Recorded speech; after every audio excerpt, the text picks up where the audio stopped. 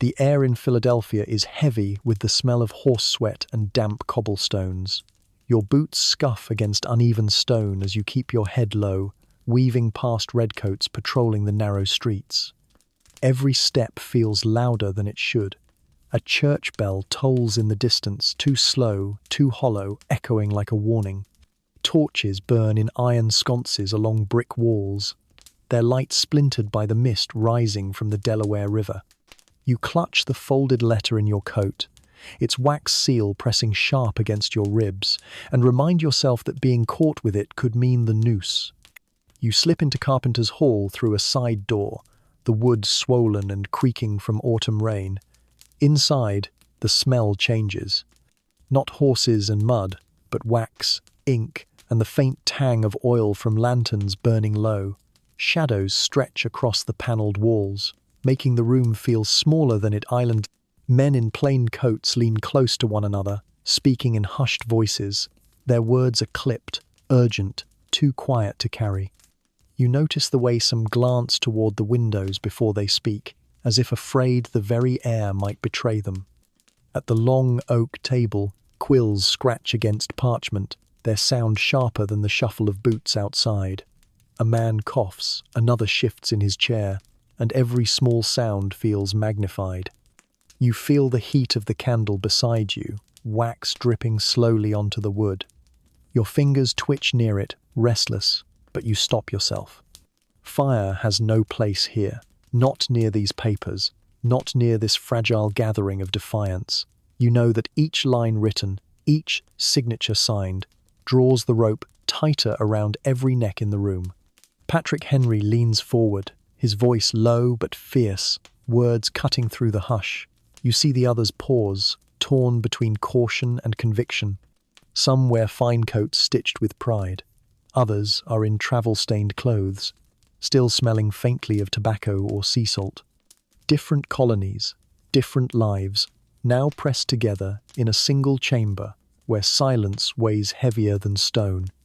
For a moment, you imagine the king's men bursting through the door, boots pounding, muskets raised. The thought tightens your chest. Your hand brushes the edge of the table, the wood rough beneath your fingertips, grounding you in this moment. Sweat prickles at the back of your neck. Outside, a horse snorts and hooves scrape against stone. The voices around you falter, then fall to silence. You look toward the door, and in that instant, you realize the truth. This is not a meeting. This is the first step into rebellion. And once that door opens again, there may be no way back. By the autumn of the 1770s, tension stretched across the 13 colonies, like a rope pulled too tight. Boston reeled under the weight of the coercive acts, known in the colonies as the Intolerable Acts. Its harbour lay closed by royal decree, ships barred from trade, their sails idle against the wind. Merchants who once carried molasses and timber stood silent in tavern corners, their livelihoods strangled. Families leaned on one another to survive, sharing what little food could be smuggled past blockades. Children who once played along the wharves now scavenged in alleys for scraps. The punishment for one city had become a warning to all. In Virginia's tidewater, wealthy planters read London's proclamations with narrowed eyes. In New York's bustling markets, merchants whispered about profits slipping away under the hand of Parliament. In the backcountry, farmers passed along rumours with the same urgency as they traded seed, speaking of British troops moving restlessly across the Atlantic. Fear travelled quickly, carried on horseback from one colony to the next, a wildfire of unrest sparking across provinces that had long argued over their differences. It was not the first time colonies had spoken of unity, but never had the need been so desperate. Petitions sent in years prior had been ignored or returned with scorn. Even loyalists, who once clung to the idea of reconciliation, began to feel the sting of humiliation. When Parliament declared Massachusetts in open rebellion, many saw their own fate written in the same ink. If Boston could be silenced, what would stop the Crown from seizing their own fields, their own harbours, their own freedoms? The call went out for a Congress, a gathering unlike any before. Each colony was urged to send delegates, not as subjects of the king, but as voices of a new American cause. Responses came unevenly. Some assemblies hesitated, others rushed to appoint men of stature, men whose names already carried weight. John Adams of Massachusetts, George Washington of Virginia, John Jay of New York. Behind their appointments stood farmers, artisans, sailors, and women who had taken to weaving cloth at home to resist British imports. The movement was no longer confined to political halls. It had seeped into kitchens, workshops, and village greens. Yet mistrust lingered. New England's radicals wanted swift action, while middle colonies sought compromise. Southern planters feared losing control of their own fragile order.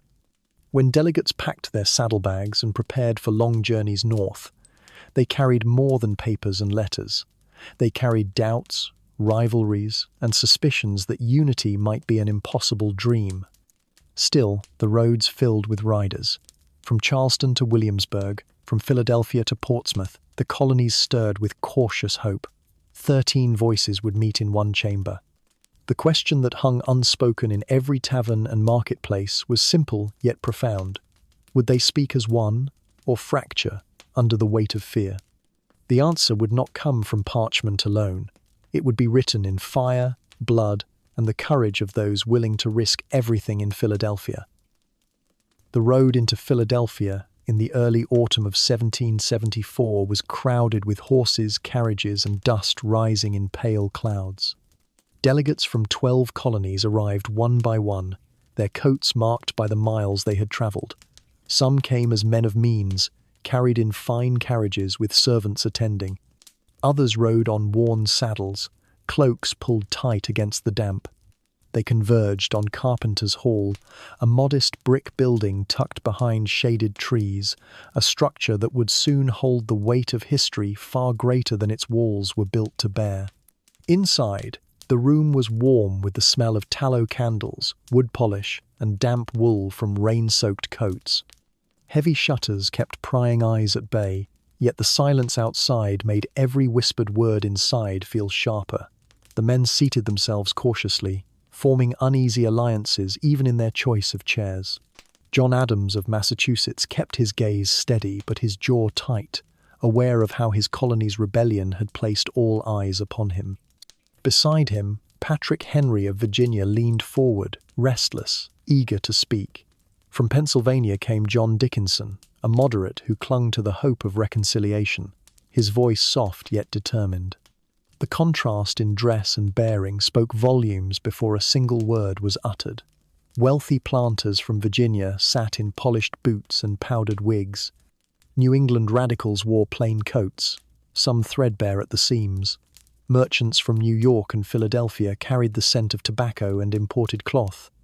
Though they now sat beneath the same rafters, their loyalties and fears remained divided, visible in the stiffness of their posture and the hesitations in their greetings. When the meeting opened, silence settled like a heavy curtain. Men cleared their throats, shuffled papers, and avoided one another's eyes. The risk of what they were about to attempt lingered unspoken. Each delegate knew that their presence alone, if discovered by British spies, would mark them as traitors to the crown. Carpenter's Hall had become a crucible, the walls themselves thick with the weight of conspiracy. It was Patrick Henry who broke the quiet with a fiery declaration. "I am not a Virginian," he insisted, his voice rising with conviction. "I am an American." The words startled many, silenced others, and stirred something new in the room. A murmur rippled through the delegates. Some nodded, others frowned, but the line had been drawn. It was no longer a matter of provinces or private disputes. For the first time, the idea of one people facing a single adversary took shape in their midst. Still, unease persisted. Caution wrestled with urgency, loyalty with defiance. No one could yet say whether they would part as allies or rivals. But as quills were readied and papers set upon the oak table, one truth hovered in the flicker of the candles. The fate of 13 colonies had been crowded into a single chamber, and every word spoken here would echo far beyond these walls. The debates began with hesitation, words weighed as though each syllable might tip the scales toward rebellion or ruin. Carpenter's hall swelled with the murmur of voices, the scrape of chairs against wooden floors, the clatter of quills tapped against ink pots. The air smelled of wax and sweat, a stifling mixture thickened by the tension of men who understood the magnitude of their task. They spoke first of grievances, drafting what would become the Declaration of Rights and Grievances. It listed their demands: the right to self-taxation, the protection of colonial assemblies, and the restoration of liberties stripped away by Parliament's heavy hand. Yet, even as they shaped words with precision, each man knew that parchment alone could not shield them from muskets. The room trembled with contradiction, a yearning for peace colliding with the simmering call for resistance. Moderates like John Dickinson urged caution, their voices low and deliberate. He believed in petitions, in reasoned appeals that might soften the king's heart. But radicals like Samuel Adams of Massachusetts pressed harder, their voices sharp, their eyes flashing in candlelight. For them, every petition already smelled of smoke. The ink mingled with the ashes of Boston's punishment. They argued that Britain understood only force, that only a united front of defiance could alter the course now set. The Continental Association emerged from these clashes, a decision to cut off imports from Britain until the coercive acts were repealed. It was no small act of defiance. Merchants in Philadelphia muttered about profit lost, farmers worried about markets closed, yet the delegates pressed on. The boycott became more than a tool of protest. It became a pledge of solidarity, a way to bind 13 colonies into one body of resistance. Outside the hall, the city buzzed with rumour. Taverns filled with men discussing embargoes, artisans whispered of secret stockpiles of gunpowder, and militia companies drilled in fields beyond the city's edge. Women at spinning wheels turned homespun into a political act, weaving defiance into the very fabric of their clothing. The decisions made inside Carpenter's hall had spilled into the streets, feeding a growing hunger for action. Yet the risk was palpable. Every man who signed the documents, every delegate who pressed his name in ink upon the pages, felt the weight of treason on his shoulders. They knew that the crown would see not grievances but rebellion. They knew that their names might one day be read aloud at a hanging. Still, the quills scratched steadily, filling the air with a sound that felt more dangerous than gunfire. By the time the First Continental Congress dissolved in October, the delegates had resolved to meet again if their petitions went unanswered. They left Philadelphia as marked men, some returning to farms, others to shops, all carrying the burden of what they had set in motion. They had not yet called it revolution, but the ink on those parchments was already the first stroke of war. Spring settled over New England in the year 1775, with the heavy tread of boots and the glint of bayonets. The British army, determined to snuff out rebellion before it spread further, marched from Boston into the countryside.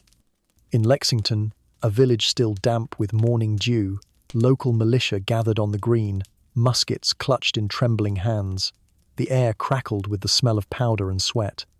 A single shot rang out, its source never certain, and the silence shattered. Smoke curled from barrels, screams cut the dawn, and the first blood of open rebellion stained the grass. By the time the redcoats pushed on to Concord, the countryside was alive.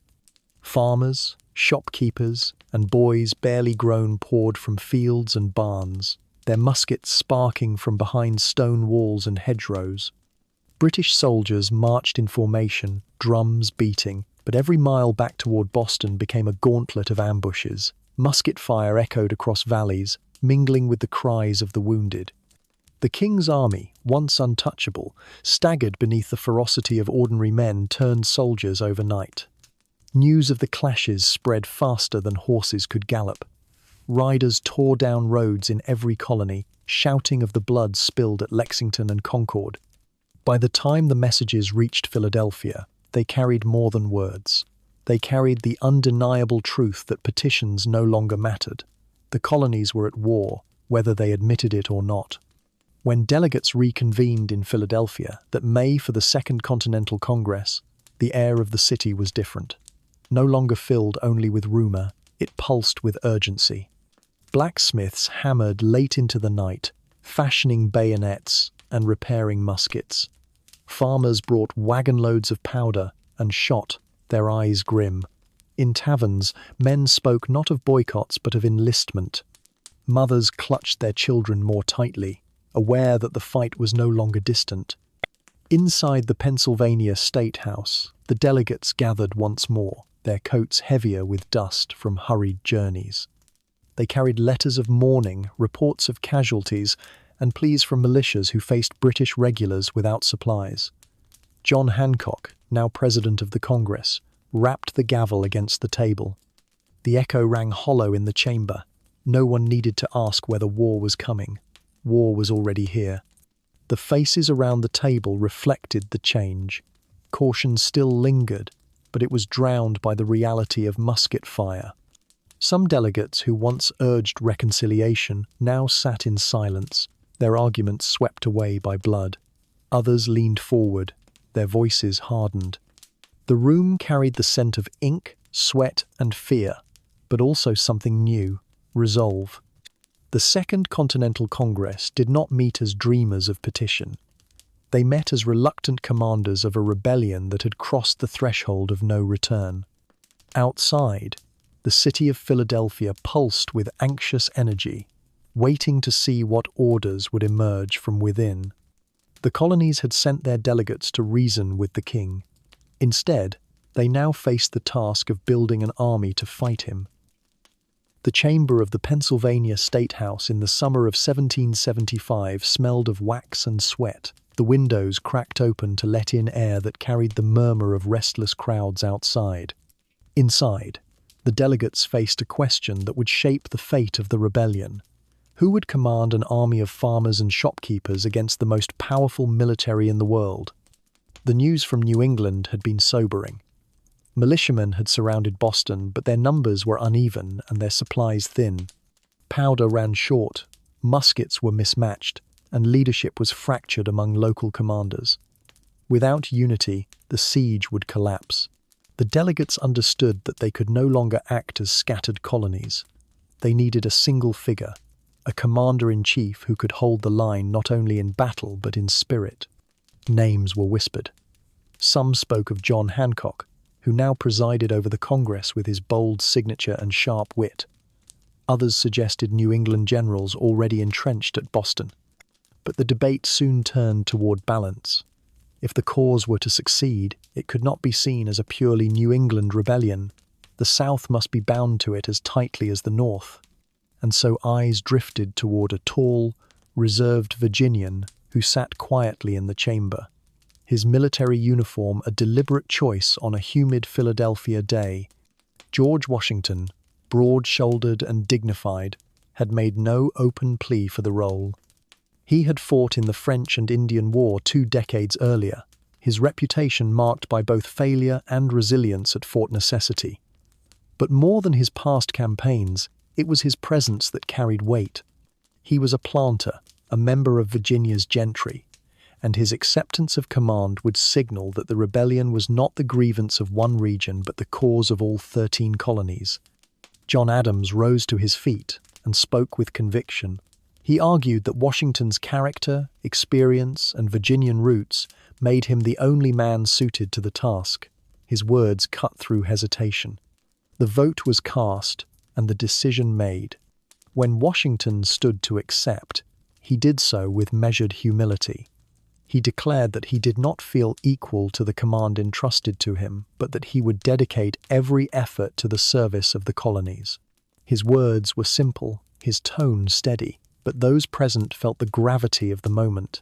A man had been chosen not just to lead soldiers, but to carry the fragile unity of 13 colonies on his shoulders. Outside, the crowds pressed closer to the State House, eager for news.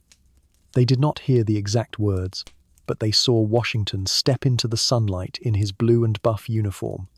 His figure alone was enough. In him they saw not Virginia, not Massachusetts, but America. The rebellion now had a general. The question that haunted the chamber was whether even he could hold together an army built from hope, hunger, and defiance. The gavel struck against the table in the Pennsylvania State House, silencing the chatter of delegates. It was the summer of 1775, and though the clash at Bunker Hill had stained the soil with blood, not all in the chamber were ready to sever ties with Britain. For every radical who cried for independence, there were moderates who trembled at the thought of standing alone against the greatest empire in the world. John Dickinson of Pennsylvania stepped forward with parchment in hand. His olive branch petition, carefully worded and respectful in tone, pleaded for reconciliation. It professed loyalty to King George III, blaming Parliament and his ministers rather than the monarch himself. Dickinson's hope was simple but fragile. If the king would only listen, perhaps the blood spilled could be stemmed, perhaps the bonds of empire could yet be mended. The Congress debated fiercely. Some men, hardened by the smoke of battle in Massachusetts, scoffed at appeals to the crown. Others, fearful of plunging their colonies into ruin, clung to the petition as a lifeline. Quills scratched across parchment as the document took form. It was dispatched across the Atlantic, carried by ship through the summer winds, a final plea sent from men who understood that its rejection could seal their fate as rebels. While the petition crossed the sea, reality pressed harder at home. Militia drilled in village greens, their muskets resting against fences while farmers wiped sweat from their brows. In Boston, the siege tightened, the smell of powder thick in the air, the sound of drums echoing across the water. In Virginia, pamphlets circulated, their words urging defiance. In taverns from New Hampshire to Georgia, men spoke less of reconciliation and more of war. The people moved faster than their leaders, their patience already spent. When the king's reply arrived, it carried not comfort but condemnation. George III declared the colonies in open rebellion. He refused to acknowledge the olive branch petition and instead branded the delegates traitors. His words were not the balm Dickinson had hoped for, but a hammer blow. Moderates who had prayed for compromise felt their illusions collapse. The crown had spoken. The choice was no longer theirs. The news fell upon the Congress like a thunderclap. Those who had hesitated found their arguments stripped away. Those who had demanded action felt vindicated, their voices rising louder in the chamber. The air itself seemed to thicken, every delegate aware that there could be no turning back. Outside the hall, the city stirred with a restless energy. Riders carried the news to the countryside, where it spread like fire through dry grass. Farmers, merchants, sailors, and smiths knew then what their leaders were still shaping in ink. The king had slammed the door. The path ahead was war. For the Congress, the moment was bitter, yet clarifying. They had sent an olive branch across the sea. It had been answered with iron. The summer of 1776 in Philadelphia was thick with heat, the air heavy with the smell of horse dung in the streets and tar bubbling on rooftops. Inside the Pennsylvania State House, now bursting with delegates, the tension was hotter still. News of skirmishes and British reinforcements arriving by ship filled the chamber with a sense of urgency that no petition could cool. The time for reconciliation had ended. The question before them was one no colonial assembly had ever dared to ask: should 13 colonies declare themselves a nation apart? The task of drafting fell to Thomas Jefferson, the tall and quiet Virginian with ink-stained fingers. He bent over his desk in a rented room on Market Street, the scratch of his quill the only sound as he poured words onto parchment late into the night. The smell of lamp oil clung to the air, his candle flickering as he paused, tapping the quill against his lip, searching for the right cadence. His words spoke of truths self-evident, of equality, of rights endowed not by kings but by the Creator, and of the duty of a people to throw off tyranny. When Jefferson's draft reached the Congress, debate erupted. John Adams, fierce and unyielding, defended its spirit. Benjamin Franklin, older and sly, offered edits with a twinkle of pragmatism. Delegates from the South pressed for changes to soften language that might threaten their own way of life. Quills crossed out lines, ink pooled over others, and the document was reshaped under the weight of compromise. What remained was still bold, a declaration that would thunder far beyond Philadelphia. On July the 2nd, the Congress voted for independence, a step as perilous as walking blindfolded to the edge of a cliff. 2 days later, on July the 4th, the Declaration of Independence was adopted. The parchment lay upon the table, ink glistening wet beneath the lanterns. The men approached in turn, their hands steady or trembling, their eyes fixed on the page. Each knew that his signature was no flourish of politics, but an oath written against the crown. Should they fail, these names would hang side by side in a public square. Outside, when the declaration was read aloud, the city erupted. Bells clanged from Christ Church, their sound rolling through the streets like cannon fire. Crowds gathered, cheering, some weeping, others shouting until their voices cracked. Bonfires lit the night sky, their smoke mingling with the smell of ale and gunpowder. In taverns, toasts were raised to liberty, yet beneath the celebration ran a current of fear. Every man, woman, and child knew the British Army would not surrender America with parchment. War would sharpen its teeth now, more brutal and more certain than ever before. Still, the deed was done. In that sweltering hall, with ink, sweat, and courage, 13 colonies ceased to be subjects of a king. They had declared themselves a people, a nation, and America's first rebels had crossed the line from defiance to revolution. The ink on the Declaration had barely dried when the weight of governance descended upon the Continental Congress. Declaring independence had been an act of fire and courage. Sustaining it was a task of sweat, patience, and improvisation. The Pennsylvania State House became more than a chamber of debate. It turned into the nerve center of a war for survival. Delegates bent over maps spread across oak tables, tracing rivers and mountains with trembling fingers as reports arrived from George Washington. His letters carried both urgency and frustration. He begged for powder, for blankets, for shoes that would not fall apart after a day's march. The Congress, lacking both treasury and authority, scraped together what it could. They printed continental currency, paper that promised value but carried no gold or silver to back it. Farmers and shopkeepers accepted it with hesitation, its worth dwindling as inflation devoured trust. A loaf of bread that cost pennies 1 month cost whole stacks the next. Beyond finance, the Congress grappled with diplomacy. Committees dispatched envoys to France and Spain, hoping to convince wary monarchs to aid a rebellion against monarchy itself.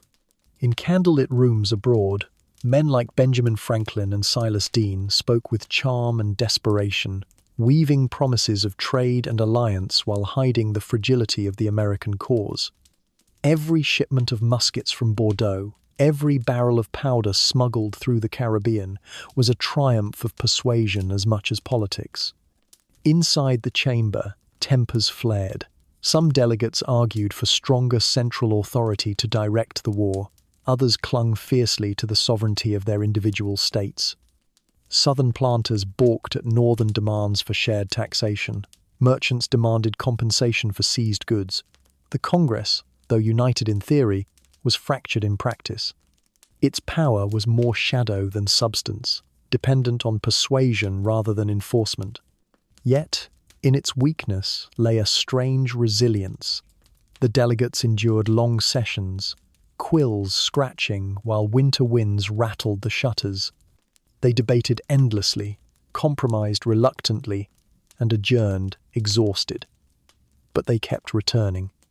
Letters from soldiers shivering at Valley Forge, from sailors fighting British frigates off the coast, from families driven from their farms, reminded them that absence was not an option.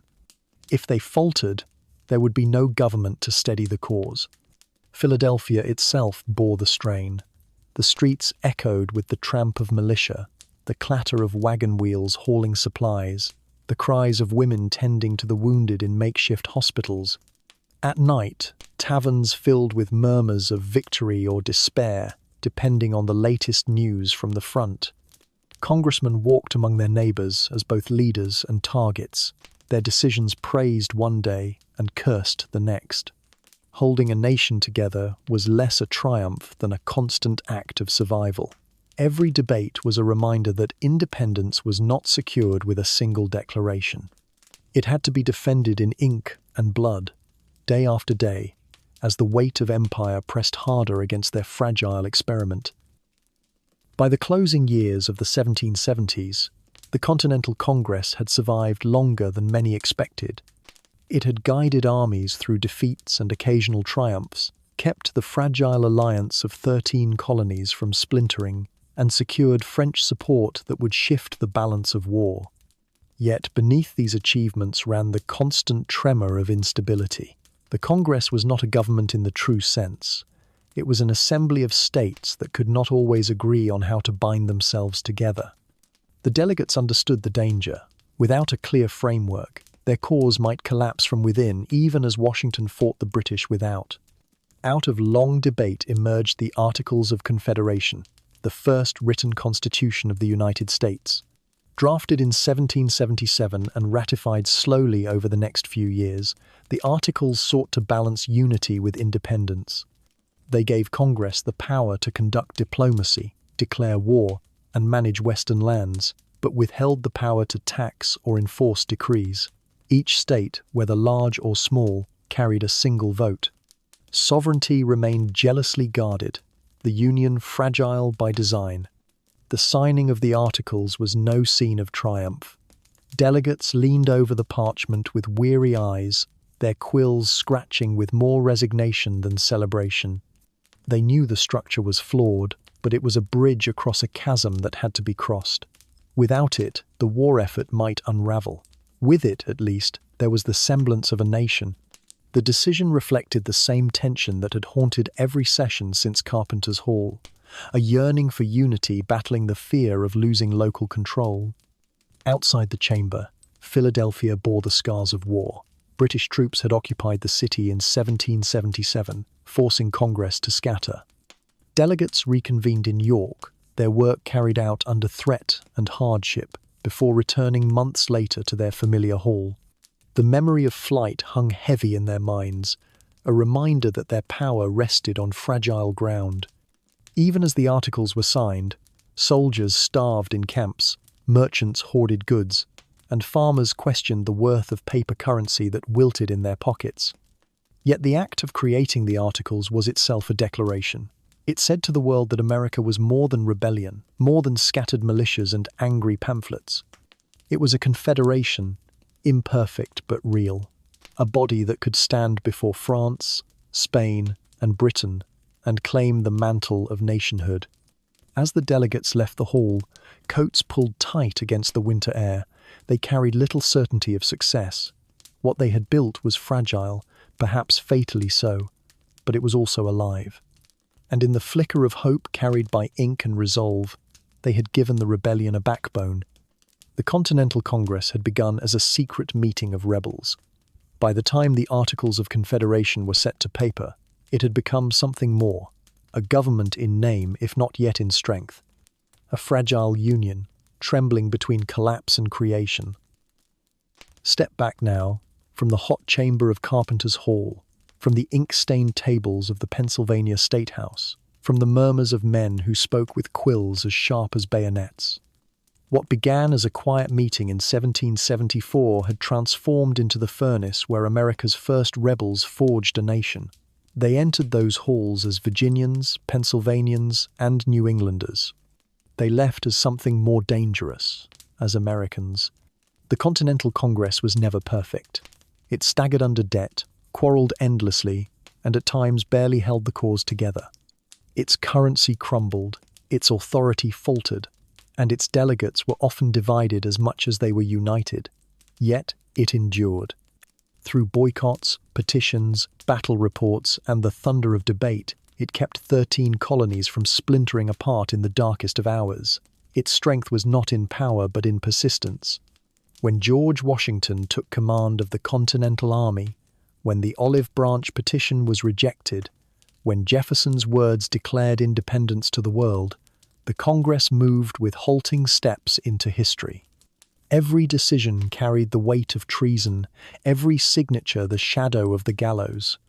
But still the quills pressed into parchment, still the debates carried on, still the voices rose above fear. By the time the Articles of Confederation were written, the Congress had become something greater than the men within it. It was a symbol. To Britain, it was treason. To France, it was legitimacy. To the people of the colonies, it was proof that their rebellion had a voice, a body, a fragile but undeniable claim to self-rule. The legacy of the Continental Congress is not of flawless governance, but of audacity. It shows how ordinary men in wigs and plain coats, sitting by candlelight in a modest hall, dared to speak as one against the world's most powerful king. They were merchants, farmers, planters, and lawyers, but in their defiance they became rebels, and in their unity they became founders.